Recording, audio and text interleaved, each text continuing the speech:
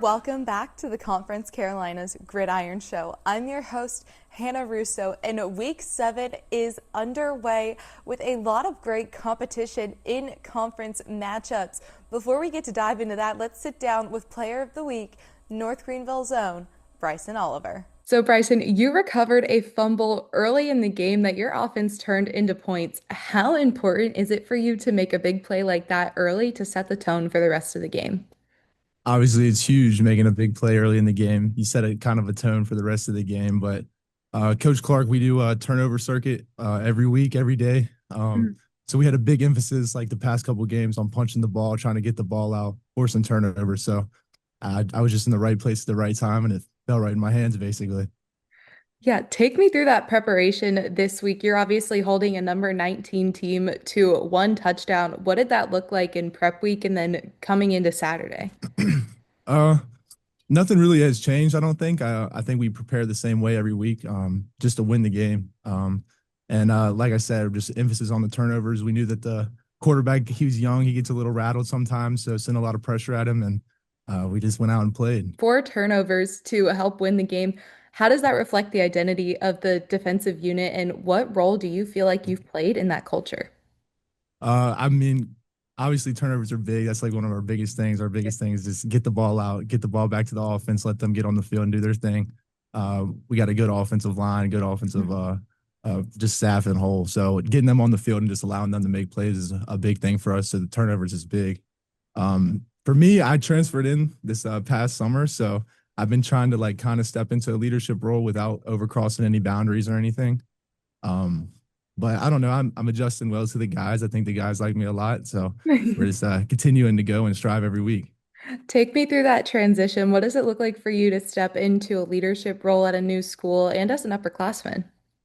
It's nice. I kind of knew what to expect. I feel like coming from a different school and being kind of in a leadership role there as well. Mhm. I just knew that it just needed to be. If I wasn't a vocal leader, I needed to lead by example and just go Yeah, out there every day and practice hard and show the guys what I was about. And I think that's more of a role that I play. I'm not a very vocal person per se, but going out there and just demonstrating by my actions and just bringing people along with me. absolutely. Leading by example, in my opinion, is honestly one of the best ways to do it. Right. Yes, ma'am.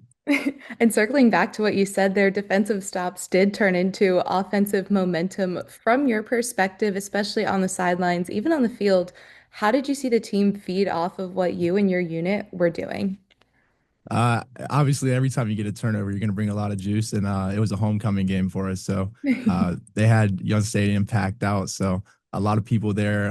Everybody on the sideline was turn up, and when you get turnovers, I mean, everybody's excited. The offense is ready to get out there and score for you, and Mhm. that's when you pass somebody on the offense or the defense. We're like, we got you guys, we got you guys. We're gonna get you guys back on the field, and they do the same for us. They get in the box, and we go out there and we do our job.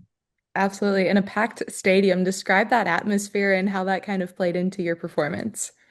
It's awesome. I mean, we have a lot of fans here that come out and they support every single week. They got the Trailblazer crew that comes and supports every week. It's huge. It's big for us to have these type of fans come to the Yeah. game and that are really like supporting the team. Um, Rather than just coming and then they go to at halftime or whatever. I know I've seen a Yeah. lot of stuff in the NFL, people leaving at halftime, but they stay the whole game and keeps us turned all game. After this performance, and now as a senior, what kind of legacy are you hoping to leave at North Greenville? Really, whatever God has in plan for me. I know I can't go out there and chase stats or do anything like that because I know if I chase stats, I'm probably going to be ending up in the wrong spot. So just Mhm. continuing just to do my job and bring all the other 10 guys with me to do their jobs, and the plays will come. So I don't know, just we want to win the conference. Obviously, that's the first step, but we're focusing on Valdosta this week. Absolutely. Well, thank you, Bryson. You are doing an excellent job with that as well, and it's been fun to watch. Yeah, thank you so much. North Greenville had an electric matchup, taking down the number 19 ranked UNC Pembroke 20-7. This is now North Greenville's fourth consecutive Conference Carolinas victory.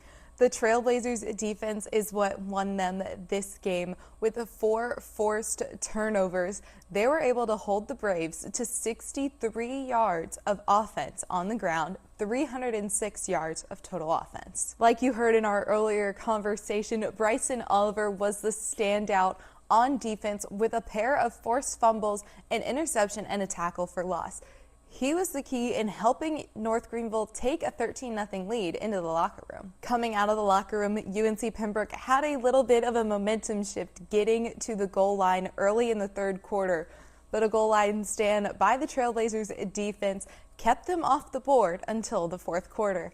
Unfortunately, that fourth quarter momentum wasn't enough for the Braves to take down the Trailblazers in this electric matchup. A come-from-behind win as Erskine picked up their first victory and first conference victory over Shorter 23-19. Shorter controlled the game early when Jeb Walls waltzed his way into the end zone to start the scoring 7-0, but Erskine responded quickly with a lengthy scoring drive to tie everything up. Heading into the locker room, Erskine had some momentum, capitalizing on a costly Hawks interception to make the score 19-14 at the half.